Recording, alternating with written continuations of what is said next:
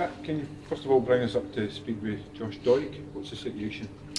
Just as was and as has been, last communication we've had today is that he is remaining in this precautionary self-isolation because we've not had any more guidelines from SFA to make sure he can come out of that, or to say whether he can come out of that. I think they're waiting on advice from the Scottish Government in relation to Billy's positive test and the contact he had with the rest of the group. So yeah, that's what it is at the moment. It's a little bit not frustrating. It's obviously situation is what it is. I said, and if and when he can come out of that, great. If he's got to do the 14 days of self-isolation, then he'll have to do it. Is he back in Scotland?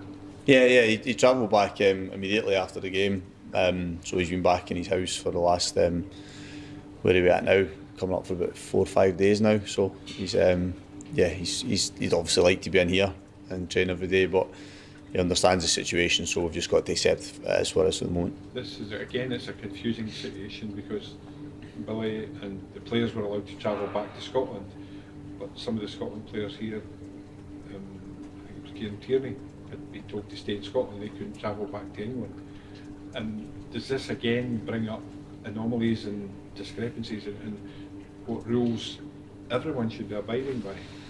Yeah, and I said at the weekend, I'm not complaining about that from a football perspective. I think there's a lot of people in an awful lot of walks of life at the moment that are facing that challenge. And I understand that the people that are charged with putting rules in place have challenges at the moment as well. So, like, it's not ideal in terms of simply from a football point of view, but we accept that there's a lot of other things going on at the moment. But yeah, it's difficult sometimes to fully comprehend where you think you might be at in certain circumstances. But we've had, I think, an ever-changing climate in very recent times, and I think it's going to continue to be the same for the foreseeable future. So does football have to take a back seat then in this?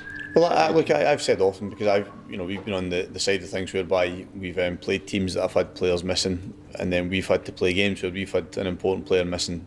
And I've said at times that I think we just have to adapt to it as managers and coaches, and put a team together based on the players we have available, and treat it as, from a footballing point of view, as per another injury or a player not being available. I'm not saying that's what we're aligning it to, but I think from our perspective we have to look at it in that, and it's making our job more challenging. But I think if they're in the same boat to a degree, there'll be obviously an element of fortune involved in it in terms of how many players you might find yourself unavailable with.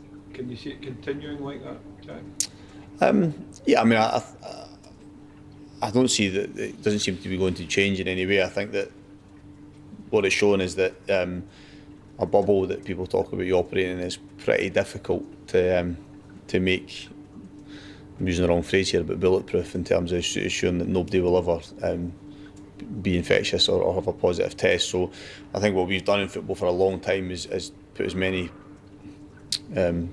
precautions in place, and we're continuing to do that, but we understand that that's not going to make us infallible to us having any positive tests. FIFA have now made the ruling that clubs will not be punished if they decide not to release players for international duty. I know that's never something you would want to do, but you think there may well come a time that you have a very controlled bubble here, but when you go to international level, as controlled as it can be, there are issues there. Yeah, I mean, that's a difficult scenario to be in, because I would be loath to ever prevent any of my players going and representing their country and being involved with the country. I've got a number of players away at the moment, and I'm delighted for each and every one of them, and I think it's a tremendous honour to be involved. So I wouldn't like us to ever get to the position as a club whereby we wanted to prevent our players from travelling. I think we've got to put our faith in them going into a bubble that's secure as ours, but I know there's the travel element of it that becomes challenging, because a lot of these players, to travel will have to do so, and they're not all going to be flying in private jets, on their own. They're going to be using airlines along with other people. So, as I said, it's a very complicated situation, and as I said, for a club, I wouldn't like us to get to the stage where we prevented our players being involved in international football, but I understand that for some clubs at the moment that is a concern. The Scotland players, although these games are in Scotland, so that's been grateful for that. Alex Gogic, however, he's going abroad. There'll be no private jet for Alex to get to Cyprus, I would assume. He's simply used, what in effect, is public transport. Yeah, he's been in I don't know how many different countries, because he was in Cyprus, then they were in Luxembourg, and then he's in Albania to play Azerbaijan, because I think the situation in Azerbaijan with Armenia means that they can't play a football match there. So he's been in a lot of different countries in a short period of time, and look, he's won his first caps when he's away. So I have to look at that from a football point of view, and we just have to hope that he doesn't return another positive test. But look, I've no concerns that way. It's not something that's on my mind. It's not something that I worry about every single day. It's more about just trying to do my job from a football point of view. When do you expect him back? Alex returns on. He is back in Scotland on Wednesday, so he'll be back with me Thursday. All the players that will be with Scotland will be back Thursday. Off-here won't be back with us until Friday, because I think they play Wednesday evening in Israel, so he won't travel back till Thursday. Won't arrive back in Scotland Thursday, so back with us Friday. And then off to Dingwall. And then off to Dingwall, yeah. So a lot of these players have had a lot of travelling. We've had a little bit of travelling over the past few days. Obviously been in Cove, then we've got Forfar tomorrow night, and up to Dingwall at the weekend. And those international players, but Off-here and Alex have obviously had a bit of travelling. Thankfully, the Scottish players have all been based in the country for these 10 days they've been away. Forfar, what challenge will they pose on again, it's going to be quite a difficult surface?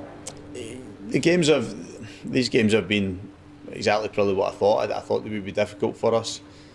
I know there's a debate over a lot of these teams playing their opening games. So for Brora it was the first game, for Cove and for Forfar will be the first game, and the advantage that provides the Premiership clubs. But I think there is, what we've seen in the two games certainly, is there's an enthusiasm and an energy about those teams' play from being prevented from doing so for a long period of time. I think they've brought that to the game, and we've had to really patchwork up a team. We've got 11 first team players unavailable for tomorrow, so we'll travel with 13 outfield players.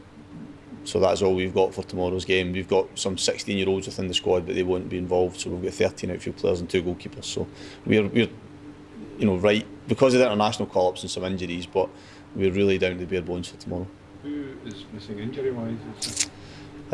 Scott Allen, Lewis Stevenson, Paul Hanlon's unavailable, Joe Newell, Jay Wright, Jamie Murphy, Josh Doig. Yeah. Self-isolating, Alex, Sophia, Ryan, Paul McGinn, international duty. Yeah, so I've got that right. Yeah, it's quite a lot. That's a fair amount. Mm. The players that you have, though, they're obviously looking for game time and trying to prove a point here. The plan was to rotate the squad through these games anyway. It's just that we haven't really managed to rotate them because we've had to use everybody that's been available to us. So. But the games already have given opportunity to, like, for example, Jamie Gullen, Ryan Shanley will be involved tomorrow evening. Stephen Bradley has been on the bench the last couple of games and will probably be involved at some point tomorrow as well. So younger players that have been given opportunity because of circumstance, but then it's up to them to go and take it. So I was pleased with the players on Saturday. I'm going tomorrow to a group that I still believe in and I trust, but we're really light numbers. Part of that is because of the success this season, having so many players involved at international level. It just happened to coincide with a little bit of a sticky spell for us injury-wise as well. We've seen David Gray on Saturday play central defence. Is that just because of, like, say, all the injuries in international duty, or is that something he's working on potentially transitioning to? No, it was very much just circumstances of the weekend's game. I felt as if we needed to go back to a back four at the weekend. The only way we could really do that was with Dave playing more centrally and Melka playing at full-back. And no, Dave's it was just for that game, and we might have to continue to do it when we need to, but certainly not at the moment. We still see him very much as a full-back.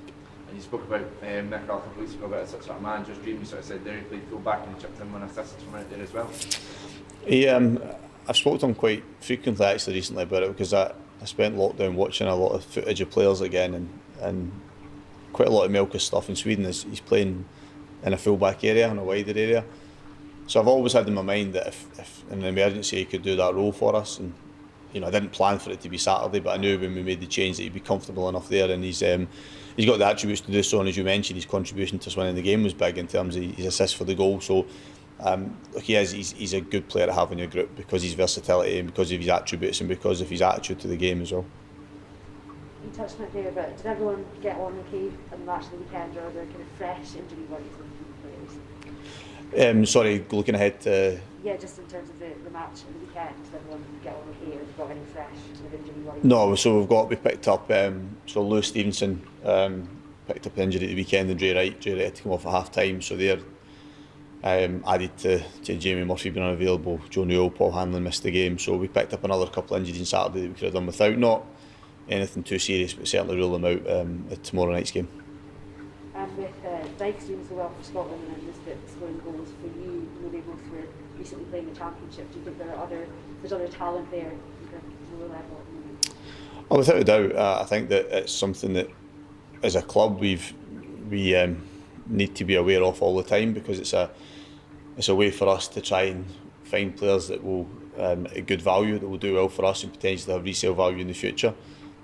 You know, it's interesting watching the national team recently when you have Lyndon Dykes doing so well and you have Lawrence coming off the bench to play a part in games, then Kevin being talked about as potential call-up, and all three strikers were playing the Championship not so long ago. So it's encouraging that there's Scottish players that can make that progression, and I think it's pleasing that Steve's prepared to give them their opportunity, and it's a good platform and way forward for us. I think that I don't think we should ever turn our nose up at the leagues that are below the Premiership. There's good players that play in those leagues, and there's good young players that play in it as well. In Kevin's case, we're benefiting from that at the moment.